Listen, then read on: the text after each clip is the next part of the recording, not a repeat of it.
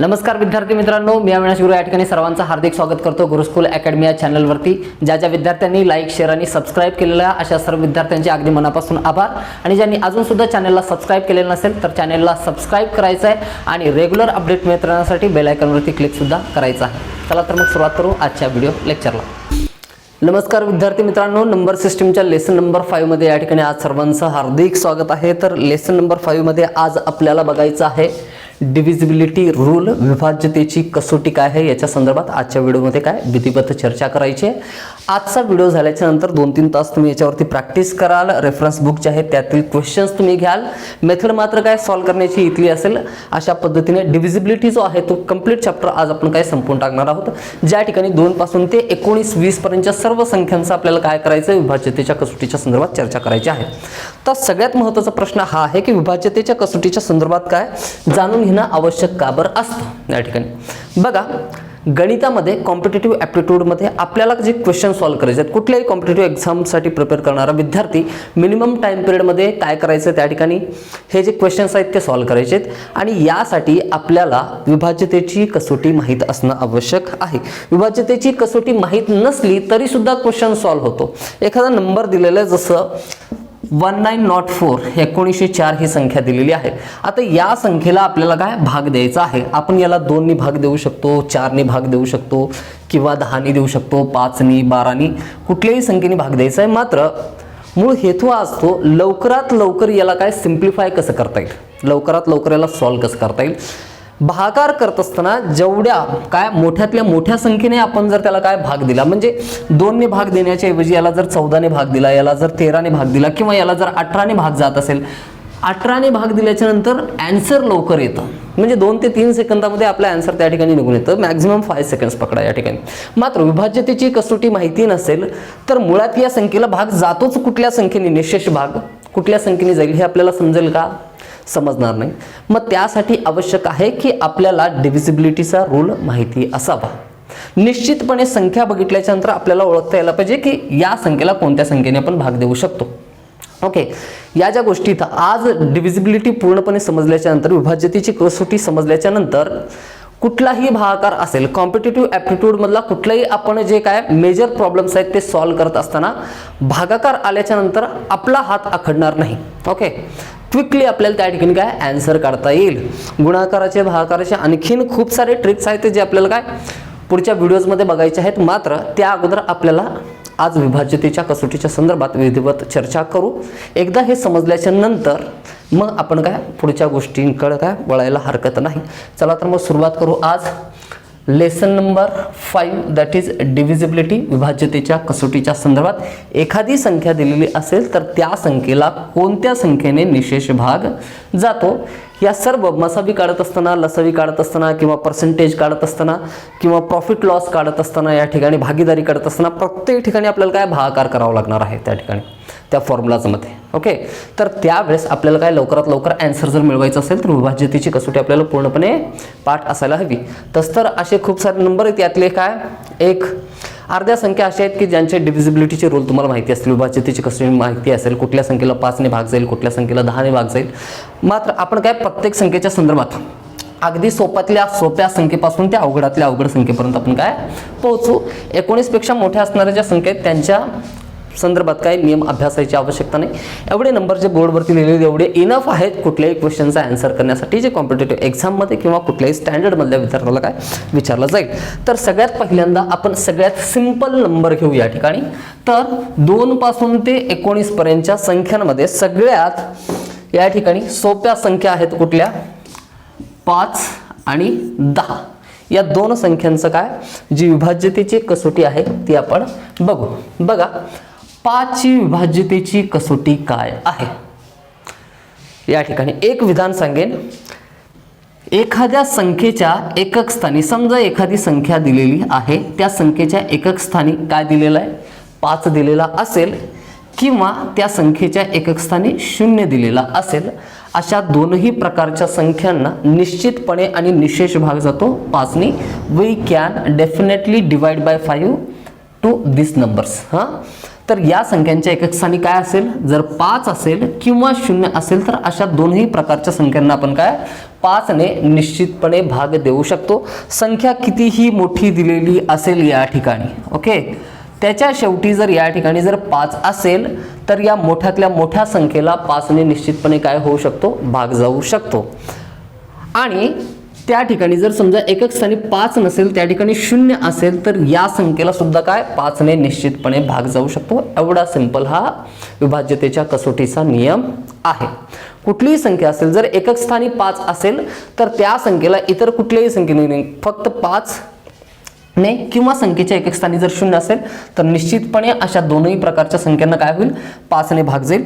मात्र 10च्या विभाज्यतेच्या कसोटीचा नियम काय आहे बघा, ज्या संख्येच्या शेवटी 0 असेल, कुठलीही संख्या असेल, मग या ठिकाणी काय 789240 अशी संख्या दिलेली आहे, तर या संख्येला निश्चितपणे कशाने भाग जातो, 10 ने. आता 10 ने ज्यावेळेस आपण डिवाइड करतो त्यावेळेस फक्त संख्येमधील जो दशांश असतो, या ठिकाणी पॉईंट असतो, तो पॉईंट एकतर डावीकडे किंवा उजवीकडे सरकत असतो. तो आपण नंतर बघू. ज्यावेळेस तुम्हाला पर्सेंटेज सांगेन एखाद्या संख्येला काय आपल्याला काय करायचं आहे, या ठिकाणी समजा 100 ने डिवाइड करायचं आहे, त्या ठिकाणी आपल्याला काय करावं लागेल, या ठिकाणी म्हणजे 10 किंवा 10च्या पटीतल्या संख्येने ज्यावेळेस आपण भागतो त्यावेळेस काय आपल्याला क्विकली एका सेकंदात आन्सर कसं काढता येईल. 10 ने मल्टिप्लाय केल्याच्या नंतर काय होतात बदल आणि 10 ने डिवाइड केल्याच्या नंतर काय बदल होतात, या सर्व गोष्टी आपण काय नंतर बघू.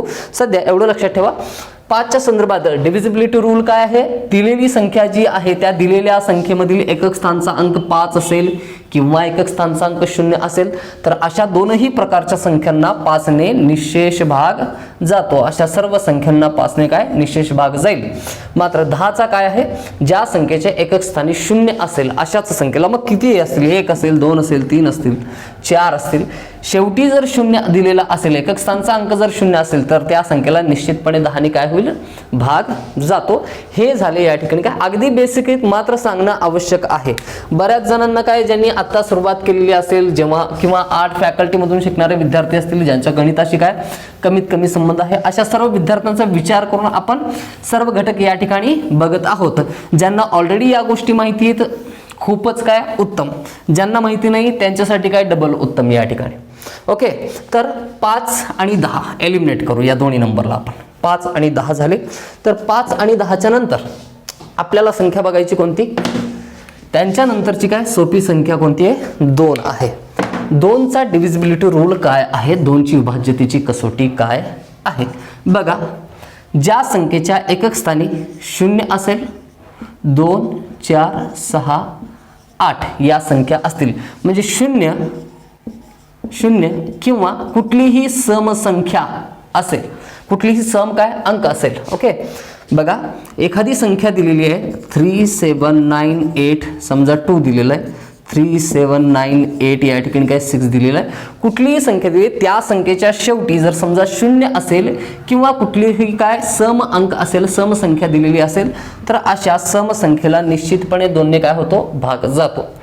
कसंही लक्षात ठेवा, कन्सेप्ट या ठिकाणी महत्त्वाचं आहे, सगळ्यात महत्त्वाचं या ठिकाणी काय गणित जर समजायचं असेल, क्वेश्चन जर तुम्हाला सॉल्व्ह करायचे असतील तर कन्सेप्ट तुमचे पूर्णपणे क्लिअर पाहिजे. या ठिकाणी काय पाठांतर करून ठेवायचं नाही, ही काही डेफिनेशन नाही. ज्या संख्येच्या एकक स्थानी 0 असेल, 2 4 6 8 या संख्या असतील अशा संख्यांना 2 ने भाग जातो. आपल्याला हे सर्व आपण नियम बघितल्यानंतर आपल्याला यांचं ऍप्लिकेशन करायचं आहे वेगवेगळ्या मोठ्या मोठ्या काय क्वेश्चन्समध्ये आन्सर काढत असताना, तर हे समजणं आवश्यक आहे, हे कृतीत उतरवता येणं आवश्यक आहे. आणि कन्सेप्ट तुमची जर क्लिअर झाली तर काही अवघड नाही याच्यामध्ये. कन्सेप्ट इज पॉवर हे नेहमी लक्षात ठेवा. कन्सेप्ट सगळ्यात महत्त्वाची आहे. काय आहे, ज्या संख्येच्या एकक स्थानी 0 असेल किंवा कुठलीही समसंख्या असेल तर अशा संपूर्ण संख्येला 2 ने काय होतो, निशेष भाग जातो. ही 2ची कसोटी आहे. 2ची कसोटी बघितल्याच्या नंतर आता बघा अगदी बेसिक होते. 5 असेल, 10 असेल, 2 असेल, हळूहळू आपण काय सोप्याकडून कुठं अवघडाकडे जाणार आहोत. सगळ्यात शेवटचा नंबर आपण बघणार आहोत कोणता, 19 17 असेल, 13 असेल या संख्या. ओके, त्यांची मे बी बऱ्याच रेफरन्स बुकमध्ये मी बघितलेलं आहे. 17ची कसोटी दिलेली नाही, 19ची विभाज्यतेची कसोटी दिलेली नाही, 13ची दिलेली नाही, 7ची दिलेली नाही. त्यांच्या संदर्भात एक विधान लिहून ठेवलेलं आहे, ट्रायल आणि एरर मेथडनी सॉल्व्ह करावे. 7च्या संदर्भात कुठली विभाज्यतेची कसोटी नाही. मात्र जमेल तिथपर्यंत, शक्य असेल तिथपर्यंत त्या संख्येच्या संदर्भात मी तुम्हाला 7चा सुद्धा सांगेन, 19चा, 17चा संदर्भाचा सर्व संख्यांचे या ठिकाणी बोर्डवरती जेवढे महत्त्वाचे नंबर्स लिहिले आहेत त्या सर्व संख्यांच्या विभाज्यतेची कसोटी तुम्हाला मी सांगणार आहे. व्हिडिओवरती काय शेवटपर्यंत बनवून राहायचं या ठिकाणी. पुढचा नंबर आपण घेऊ 3 आणि 9. अगदी सोपा आहे बघा. 3 आणि 9चा जो विभाज्यतेचा कसोटी आहे, डिव्हिजिबिलिटी रूल ऑफ 3 and 9, दोघांच्या संदर्भात सेम नियम आहे म्हणून आपण काय दोघांना काय एकदाच या ठिकाणी काय घेतोय 3 and 9. एखादी संख्या दिलेली आहे 2 4 3, 3 + 2 + 4 या ठिकाणी 4 + 3 7 8 9. ओके चला 243 अशी संख्या दिलेली आहे. बघा दिलेली जी संख्या आहे तर त्या दिलेल्या संख्यामधील सर्व अंकांची काय करायची या ठिकाणी बेरीज करायची आहे. किती का मोठी संख्या दिलेली असणार याच्यामुळे काही फरक पडत नाही. दिलेले जे काय संख्या आहे त्या संख्येतील प्रत्येक अंक काय करायचा एकमेकांमध्ये मिळवायचा आणि त्याची बेरीज किती येते बघायची. 4 आणि 2 6, 6 + 3 किती 9. जर या आलेल्या बेरजेला 3 ने भाग जात असेल तर या संपूर्ण संख्येला काय होतं 3 ने भाग जाऊ शकतो. एवढा बेसिक नियम आहे. आणि 9 या संख्येच्या संदर्भात वेगळा नियम बघायची आवश्यकता नाही. जो नियम 3 साठी लागू आहे त्याच पद्धतीचा मिळता जुळता नियम आहे कशासाठी 9च्या संदर्भात. तर 3चा डिव्हिजिबिलिटी रूल काय बघितला आपण, विभाज्यतेची कसोटी काय बघितली. एखादी संख्या दिलेली असेल तर त्या संख्येतील सर्व अंकांची बेरीज करायची. जर त्या बेरजेला 3 ने भाग जात असेल तर दिलेल्या संपूर्ण संख्येला 3 ने निशेष भाग जातो. किंवा असं पण सांगितलं जातं की सर्व अंकांची बेरीज केल्याच्या नंतर ती संख्या जर 3च्या पटीतील असेल, 3च्या पटीतील आहे म्हणजेच 3 ने भाग जातो या ठिकाणी, तर त्याला निश्चितपणे भाग जाईल या ठिकाणी. समजा एखादी दुसरी संख्या दिलेली, समजा 123 ही संख्या दिलेली आहे. आता याची बेरीज किती येईल या ठिकाणी काय 2 आणि 1 3, 3 आणि 3 6. तर 123 या संख्येला 3 ने भाग जाईल मात्र 9 ने भाग जाणार नाही. बेसिक डिफरन्स काय लक्षात घ्या सांगतो या ठिकाणी. बघा 9च्या विभाज्यतेची कसोटी अशी आहे.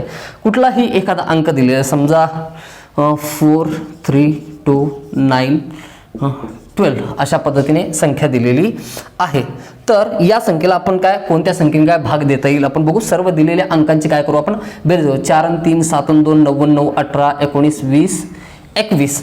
तर या संख्येला 3च्या पटीतील संख्या आहे किंवा 21ला 3 ने भाग जातो तर या संपूर्ण संख्येला 3 ने भाग जातो. मात्र या संख्येला 9 ने भाग जाईल का, जाणार नाही. कसोटी काय सांगते, कुठलीही संख्या दिलेली असेल तर त्या संख्येतील सर्व अंकांची काय करायची बेरीज करायची. त्या बेरजेला 3 ने भाग जात असेल तर 3 ने संपूर्ण संख्येला भाग जातो. त्या बेरजेला बेरीज किती आली होती आपली 21.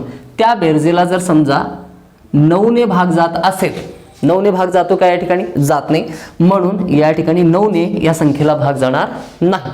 बघा 21ला 3 ने भाग जाईल म्हणून या ठिकाणी 4,32,912 या संख्येला कितीने भाग जातो 3 ने भाग जातो, 9 ने भाग जात नाही.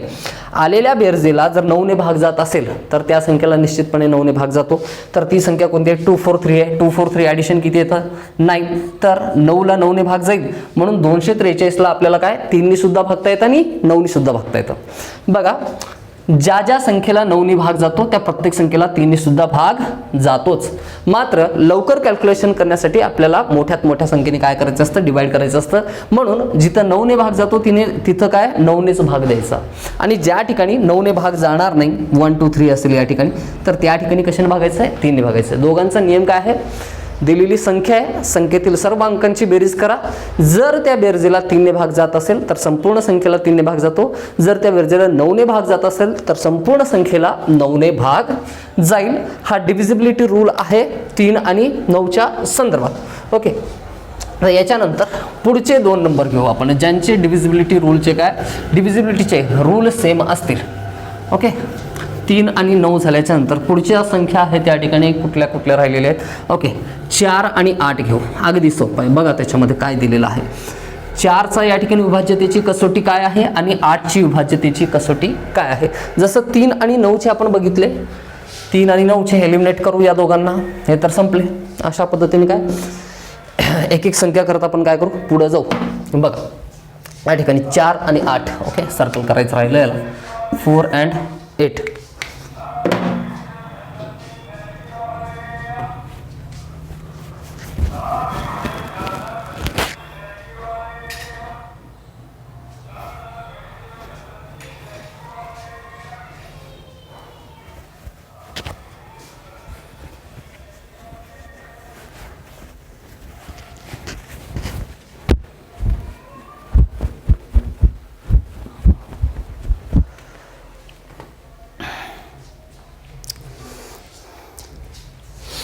बघा 4 आणि 8च्या विभाज्यतेचा नियम आपल्याला काय सांगता येईल? 4चा नियम सगळ्यात अगोदर लक्षात घ्या.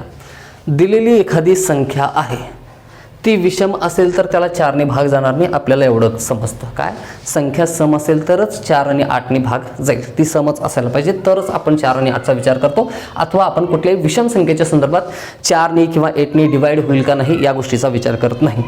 नियम काय आहे? समजा एखादी संख्या दिलेली आहे 1 2 3 1 6 अशा पद्धतीने. ओके, तर दिलेल्या संख्येमधील 2 अंकांचा विचार करायचा. शेवटच्या जो एकक स्थानी आहे आणि जो दशक स्थानी आहे, आपल्याला यांचे स्थान माहिती असतील. ओके, एकक, दशक, शतक असेल, सहस्त्र असेल, दशसहस्त्र असेल किंवा 1000 म्हणा, 10,000 म्हणा अशा पद्धतीने. ओके, एकक आणि दशक स्थानचा म्हणजे शेवटची जी काय 2 अंकी संख्या आहे त्या 2 अंकी संख्येवरती डिपेंड आहे की 4चा डिव्हिजिबिलिटी रूल काय आहे. दिलेल्या संख्येमधील शेवटच्या 2 अंकी संख्येला जर 4ने भाग जात असेल तर या संपूर्ण संख्येला 4ने भाग जातो. काय सांगतो मी या ठिकाणी? दिलेल्या संख्येमधील शेवटची 2 अंकी संख्या जी आहे त्या संख्येला जर 4ने भाग जात असेल तर निश्चितपणे काय होतं या ठिकाणी? त्या संपूर्ण संख्येला 4ने निशेष भाग जातो. 70,136 या संख्येमधील काय शेवटची 2 अंकी संख्या कोणती? 36 आहे. तर या संख्येमधील 36ला जर 4ने भाग जातो तर या संपूर्ण संख्येला काय होतं? 4ने निशेष भाग जातो. आणखीन एक नियम त्याच्यामध्ये ॲड करून ठेवायचा. कुठला? की या ठिकाणी बघा एखादी संख्या दिलेली आहे. आता या संख्येमध्ये समजा एक संख्या आपण या ठिकाणी काय लिहू? 36900 या संख्येला. या संख्येचं शेवटचे 2 अंक जे आहेत 2 अंकी संख्या ती काय आहे? ती संख्या नाहीच आहे, फक्त 00 आहेत. तर तेव्हा 4ने भाग जाईल का? 100ला 4ने भाग जाऊ शकतो. नियम फक्त एवढा लक्षात ठेवा, या 2 अंकी संख्येवरती डिपेंड आहे. 4चा डिव्हिजिबिलिटी रूल काय आहे तो बघा. असं सांगता येईल संख्येच्या शेवटी 2 अंकी संख्या जी आहे त्याला जर 4ने भाग जात असेल किंवा दिलेल्या संख्येच्या शेवटी 2 शून्य असतील, दिलेल्या संख्येच्या शेवटी 2 शून्य असतील तर अशा संख्येला निश्चितपणे काय होतं? 4ने भाग जातो.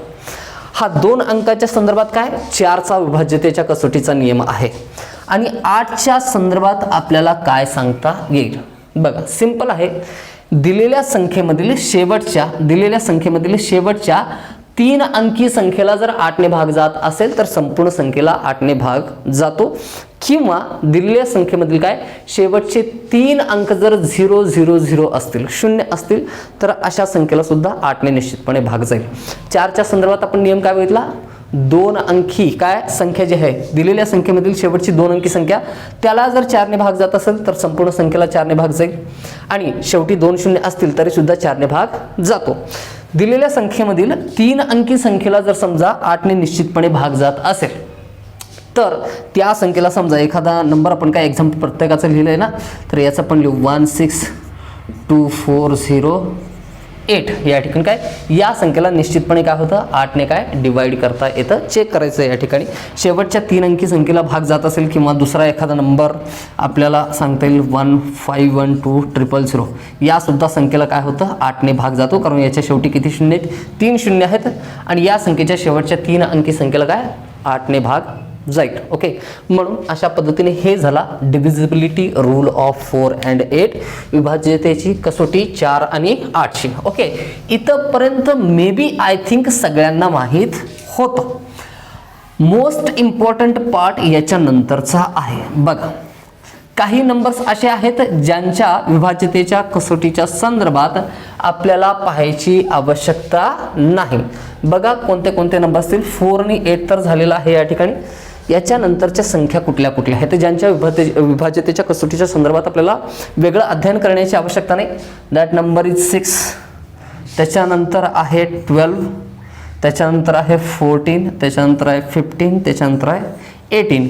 हे जे नंबर आहेत बघा 7, 13, 11, 17 आणि 19 यांना सोडून बाकीचे जे नंबर आहेत त्या नंबरचे काय विभाज्यतेच्या कसोट्या आपण बघू. कुठले कुठले नंबर्स आहेत? 6 आहे, त्याच्यानंतर आहे 12, त्याच्यानंतर आहे 14, त्याच्यानंतर आहे 15 आणि त्याच्यानंतर आहे 18. 6, 12, 14, 15 आणि 18. बघा यांची विभाज्यतेची वेगळी कसोटी नाही. याचं लक्षात ज्या संख्येला 6ने भाग जातो त्या संख्येला काय 6नेच भागलं पाहिजे असं नाही. मात्र आपल्याला विभाज्यतेची कसोटी माहिती असेल तर आपण त्याला भाग काय घालतो. एखाद्या सम संख्येला 6ने आपण काय भागतो, तर त्या ठिकाणी तिथं 2ने किंवा 3ने सुद्धा काय भाग जाऊ शकतो. आपण विभाज्यतेची कसोटी काय चेक केली तर आहे ना, एकतर 2ने जाईल किंवा 3ने, निश्चितपणे कुठल्या ना कुठल्या संख्येने काय जातो. मात्र जर एखाद्या संख्येला काय 18ने 15ने जर काय भाग घालायचा असेल तर यांची विभाज्यतेची कसोटी आपल्याला माहिती पाहिजे ना.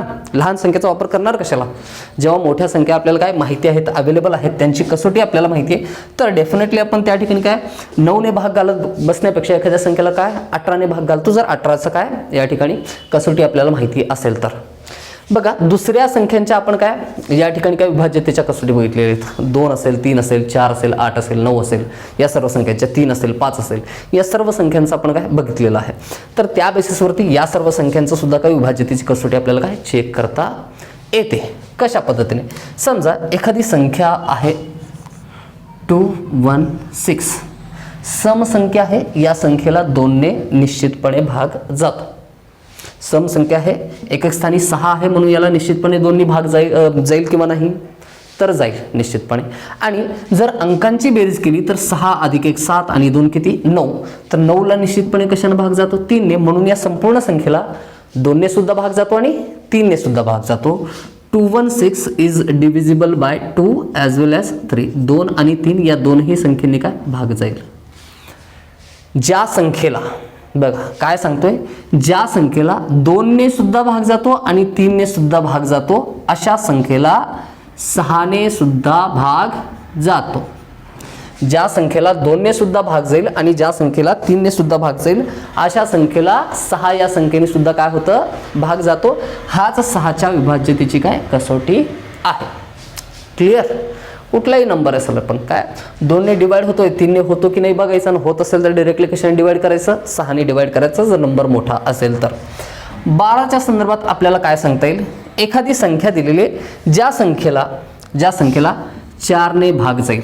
4ने केव्हा भाग जाईल, दिलेली संख्या आहे त्या दिलेल्या संख्येतील शेवटची काय 2 अंकी संख्या आपण चेक करतो, त्या संख्येला जर या ठिकाणी काय 4ने भाग जात असेल किंवा शेवटी 2 शून्य असतील तर 4ने निश्चितपणे भाग जातो.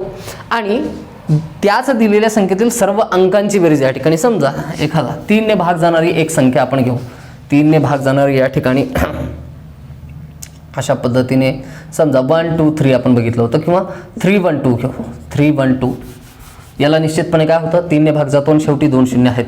तर या संख्येला आपण 3ने डिवाइड करू शकतो आणि 4ने सुद्धा डिवाइड करू शकतो. Answer step by step 2-3 step या ठिकाणी काय तयार होतील आणि आपले अननेसेसरी 5-6 सेकंद त्या ठिकाणी काय निघून जातात. ओके, आपल्याला जर निश्चितपणे माहिती असेल या संख्येला 4ने भाग जातो आणि या संख्येला काय 3ने भाग जातो, या संपूर्ण संख्येला कितीने भाग जाऊ शकतं 12ने. म्हणजेच 12ची विभाज्यतेची कसोटी असं सांगता येईल की ज्या संख्येला 4ने सुद्धा भाग जातो आणि 3ने सुद्धा भाग जातो, अशा संख्येला 12ने भाग जातो. बघा 6चे फॅक्टर्स आहेत 2 आणि 3, 12चे फॅक्टर्स आहेत, अवयव आहेत 4 आणि 3. हे लॉजिकल आहे सगळं, तुम्हाला नंबर पाठ ठेवायचं नाही. 12साठी 4 आणि 3 लक्षात ठेवा, 6साठी 2 आणि 3 लक्षात ठेवा, तर काही आवश्यकता नाही. काय लॉजिकल गोष्टी आहेत. जिथं 2 आणि 3ने भाग जाईल तिथं बेत्रिक 6ने भाग जातो, जिथं 4 आणि 3ने भाग जातो संख्येला तिथं निश्चितपणे त्या संपूर्ण संख्येला काय 12ने काय भाग जाईल. आता 14च्या संदर्भात इझिली तुम्हाला काय स्वतःला समजलेलं असेल की 14ने कोणत्या संख्येला काय भाग जातो. या ठिकाणी पुसलं 1 मिनिट मी लिहून ठेवेन परत एकदा. 2 and 3 या ठिकाणी 4 and 3, त्याच्यानंतर बेरीज वगैरे नाही, आपण असे सिम्पल्स काय असंच वापरले त्या ठिकाणी. ज्या संख्येला 7ने सुद्धा भाग जाईल आणि 2ने सुद्धा भाग जाईल. सर कोणत्या संख्येला 2ने भाग जाईल आम्हाला माहिती आहे, मात्र कोणत्या संख्येला 7ने भाग जाईल हा डिव्हिजिबिलिटी रूल आणखीन 7चा तर सांगितलेलं नाही ना. आणि पुस्तकांमध्ये आपण बघितले, इतर कुठलेही दर्जेदार रेफरल बुकमध्ये मी बघितलेलं आहे जे या ठिकाणी काय रिकमेंड केले जातात विद्यार्थ्यांना, त्याच्यामध्ये 7ची कसोटी सांगितलेली नाही. 7 लिहिलं आणि याच्या समोर काय लिहून ठेवलेलं आहे, ट्रायल आणि एरर मेथडने काय क्वेश्चनचा आन्सर काढावं किंवा एखाद्या संख्येला 7ने भाग जातो का नाही हे निश्चितपणे काय 7चा वापर करूनच त्या ठिकाणी काय ठरवावं. मी सांगेन या ठिकाणी 7च्या संदर्भात. आता सध्या एवढंच लक्षात ठेवा, 14ने त्याच संख्येला भाग जाईल ज्या संख्येला 7ने सुद्धा भाग जातो आणि ज्या संख्येला 2ने सुद्धा भाग जाईल. म्हणजे अशी समसंख्या ज्या संख्येला 7ने भाग जातो त्या संख्येला काय 14ने निश्चितपणे भाग जाईल. समजत असेल मी काय सांगतोय, ज्या संख्येला 3ने भाग जातो आणि ज्या संख्येला 5ने सुद्धा भाग जातो अशा संख्यांना 15ने काय भाग जाईल. Because 3 and 5 are factors of 15. 3 आणि 5 हे काय अवयव आहेत 15चे. जर समजा एखाद्या संख्येच्या काय एकक स्थानी 5 आहे, 5 6 आणि 6 12, 13, 14, 15 या संख्येला किती 3615 या संख्येला कशाने भाग देणार आपण? 3 ने भागणार का, 5 ने भागणार का? जर 15 ने भाग जातोय हे आपल्याला समजतंय तर 15 ने आपण काय लवकरात लवकर आन्सर काढू शकतो. ज्या संख्येला 3 ने सुद्धा भाग जातो आणि 5 ने सुद्धा भाग जातो अशा संख्येला काय 15 ने निश्चितपणे भाग जाईल. आणि ज्या संख्येला 9 ने सुद्धा भाग जाईल आणि 2 ने सुद्धा भाग जाईल अशा संख्येला 18 ने भाग जातो. Okay, that's it. हे झाले विभाज्यतेच्या कसोट्या 6, 12, 14, 15 आणि 18च्या संदर्भात. तुम्हाला काम काय करायचं आहे? विभाज्यतेची कसोटी ज्यावेळेस मी या ठिकाणी काय अशा पद्धतीने समजावून सांगितलेली आहे. जोपर्यंत आपले PDF अवेलेबल होत नाही तोपर्यंत जे कुठले पुस्तक असतील, क्वेश्चन बँक असतील त्याच्यामधून डिव्हिजिबिलिटी चॅप्टर काढायचा, त्यामधील ज्या संख्या आहेत तर त्या संख्या घेऊन त्यांची विभाज्यतेची कसोटी काय चेक करायचं आहे. या ठिकाणी खंड पडू द्यायचा नाही. एक 2-3 तासांची प्रॅक्टिस असेल जिथं तुम्हाला रूल पूर्णपणे काय समजून जाईल. त्याच्यानंतर ज्यावेळेस तुम्ही क्वेश्चन सॉल्व्ह कराल with the help of divisibility rule questions तुम्हाला काय लवकरात लवकर काय सॉल्व्ह होतील. अशाच पद्धतीने काय निरंतरपणे जर क्रिया करत राहिलो तर आपल्याला निश्चितपणे काय परफेक्शन प्राप्त होईल. आणि कन्सिस्टन्सीच्या बाबतीत एक खूप सुंदर असा विचार आहे. कुणी लिहिलंय माहिती नाही, मात्र खूप अगोदरपासून ते एक फेवरेट म्हणून राहिलेलं. मी तुम्हाला व्हिडिओच्या शेवटी सांगेन. त्याच्या अगोदर आपण काय करू 7, 11, 13, 17 आणि 19 हेच ते महत्त्वाचे नंबर्स आहेत ज्यांच्या संदर्भात आपल्याला काय माहिती असायला हवं. 2चं माहिती आहे, 3चं आपल्याला माहिती आहे, 6, 12, 15 यांच्या संदर्भात तर ऑलरेडी आपल्याला माहिती आहे ना. 7चा डिव्हिजिबिलिटी रूल काय आहे, 11चा काय, 13चा काय, 70चा काय, 90चा काय. 11चा जो आहे तो आपण सगळ्यात काय शेवटी बघू. अगोदर बघू कुठल्या कुठल्या संख्या 7, 13, 17 आणि 19 या संख्यांची काय विभाज्यतेच्या कसोट्या. आता या ठिकाणी 7, 13, 17, 19 यांची विभाज्यतेची कसोटी बघत असताना या ठिकाणी आपण लिहून ठेवलेलं आहे काही एक्झाम्पल्स पुढे लिहून ठेवलेले आहेत. 343 आहे, 325 आहे, त्याच्यानंतर 1904 आहे, त्याच्यानंतर 361 आहे. या संख्या आपण काय लिहून ठेवल्या आहेत. तर निश्चितपणे या संख्यांना काय 7 ने भाग जाईल, 325ला 13 ने भाग जातो, 1904ला 17 ने आणि 361ला 19 ने भाग जातो. कसोटी समजण्यासाठी हे एक्झाम्पल्स या ठिकाणी काय लिहून ठेवलेले. दुसऱ्या कुठल्याही संख्या असतील आपण एकदा जर समजलं आपल्याला तर याच्या संदर्भात काय नंतर आपण काय ॲप्लिकेशन करू शकतो, क्रॉस चेक करू शकतो बाकीच्या इतर गोष्टी. बघा लक्षात ठेवायचं आहे, एखादी संख्या दिलेली असेल तर या सर्व संख्यांच्या विभाज्यतेच्या कसोटीच्या संदर्भात विचार करत असताना एकक स्थानचा अंक महत्त्वाचा आहे आणि उर्वरित राहिलेली संख्या महत्त्वाची आहे. म्हणजे एकक स्थानचा अंक 3 जर सोडला तर इथं 34 संख्या आहे, 5 जर सोडला तर इथं 32 आहे, 4 सोडला तर इथं 190 आहे आणि 1 सोडला तर इथं किती आहे 36 आहे. नियम लक्षात घ्या. 7च्या संदर्भात 7ची विभाज्यतेची कसोटी काय आहे.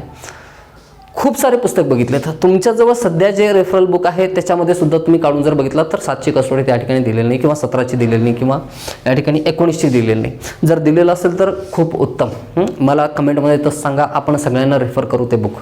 म्हणजे जर त्याच्यामध्ये 7चा काय डिव्हिजिबिलिटी रूल दिलेला असेल तर बघा बऱ्याच प्रमाणात काय हा नियम आपल्याला काय उपयोगी ठरेल क्वेश्चन सॉल्व्ह करत असताना. एखाद्या संख्येला 13 ने भाग जातो की नाही आपल्याला काय माहीत नसतं. 17 ने जातो की नाही हे अवघड असतात या गोष्टी. 5 ने, 10 ने, 4 ने, 12 ने डिवाइड होतात की नाही हे लगेचच समजतं. मात्र आपला वेळ तिथंच जातो ज्या ठिकाणी आपल्याला काय 13, 17, 19 ने भाग द्यायचा असेल. ओके, तर बघा 7च्या संदर्भात काय सांगता येईल. एखाद्या संख्येच्या एकक स्थानी जो अंक आहे त्याला कितीनं गुणायचं आहे आपण 2 ने गुणायचं आहे. 3 दोन्ही आन्सर किती 6. तर उर्वरित जी संख्या आहे तर या उर्वरित संख्येमधून तो गुणाकार काय करायचा वजा करायचा. 34 मधून 6 गेल्याच्या नंतर आन्सर किती राहतं 28. If 28 is completely divisible by 7 then the whole number is divisible by 7. जर आलेल्या उत्तराला 7 ने भाग जात असेल तर या संपूर्ण दिलेल्या संख्येला 7 ने भाग जातो. नियम काय आहे, संख्या दिलेली असेल तर त्या संख्येमधील जो एकक स्थानचा अंक आहे त्याचा गुणाकार कोणासोबत करायचा आहे 2 सोबत करायचा आहे. 2 ने गुणायचं आणि उर्वरित जी संख्या आहे 34 तर त्या संख्येमधून तो गुणाकार वजा करायचा. जर आलेल्या उत्तराला 7 ने भाग जात असेल तर निश्चितपणे संपूर्ण संख्येला काय होईल 7 ने भाग जाईल. आता बऱ्याच विद्यार्थ्यांच्या मनात शंका असेल, सर इथं 3 अंकी संख्या तुम्ही लिहिली, 4 अंकी असेल, 5 अंकी असेल, 6 अंकी असेल तर तेव्हा काय करायचं. तेव्हा सुद्धा हाच रूल असेल. एकक स्थानचा अंक घ्या गुणिले 2 करा जे काही आन्सर येईल उर्वरित राहिलेल्या काय इथं 3 अंकी संख्या राहील, 4 अंकी संख्या राहील, त्यातून वजा करायचा आणि आलेल्या उत्तराला 7 ने भाग जात असेल तर निश्चितपणे या ठिकाणी काय संपूर्ण संख्येला काय होतं 7 ने भाग जातो. ओके, पुढचा नियम 13च्या संदर्भात बघा, सॉरी 17च्या संदर्भात आपण लक्षात घेऊ. बघा हे दोन्ही काय वजाबाकीशी काय निगडीत आहेत. दिलेली जी संख्या आहे या ठिकाणी, तर या संख्येतील एकक स्थानचा जो अंक आहे याचा गुणाकार करायचा कशासोबत 5 सोबत. हे तुम्हाला लक्षात ठेवावं लागेल. गुणाकार कशाने करायचा आहे आणि वजाबाकी करायचा आहे. 7 आणि 17 दोघांच्या संदर्भात काय करायचं आहे वजाबाकी करायचा आहे. बघा काय सांगतोय, एखादी संख्या दिलेली असेल तर त्या संख्येतील एकक स्थानचा जो अंक आहे त्या अंकाला 5 ने काय करायचं आपल्याला गुणायचं आहे. आणि जे उत्तर येतं ते राहिलेल्या संख्येमधून 190 मधून या ठिकाणी 5 चौक 20 मायनस केले, या ठिकाणी आन्सर आलं 170. 170 इज डिव्हिजिबल बाय काय 70. 170ला 17 ने भाग जातो तर 1904 या संख्येला काय 17 ने भाग जातो. व्हिडिओच्या सुरुवातीला मी तुम्हाला विचारलं होतं की 1904 या संख्येला कुठल्या संख्येने काय डिवाइड करता येईल. आता तुम्हाला आन्सर सांगता येतं. ओके, तर आपण काय या ठिकाणी काय ओके पुढच्या गोष्टी घेऊ आपण, राहू द्या नंतर मी सांगेन त्याच्याबद्दल. तर 190 मधून 20 गेल्याच्या नंतर काय 170 राहतील तर काय 17 ने या ठिकाणी डिवाइड करू शकतो. तर या संपूर्ण संख्येला 17 ने भाग जाऊ शकतो.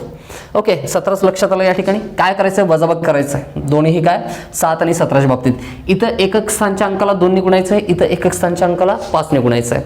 आणि जे उत्तर येईल ते 190 मधून जर वजा केलं, उर्वरित राहिलेल्या संख्येतून जर आपण काय 20 मायनस केले आणि आलेल्या उत्तराला जर 17 ने भाग जात असेल तर संपूर्ण संख्येला 17 ने निश्चितपणे काय होईल भाग जाईल.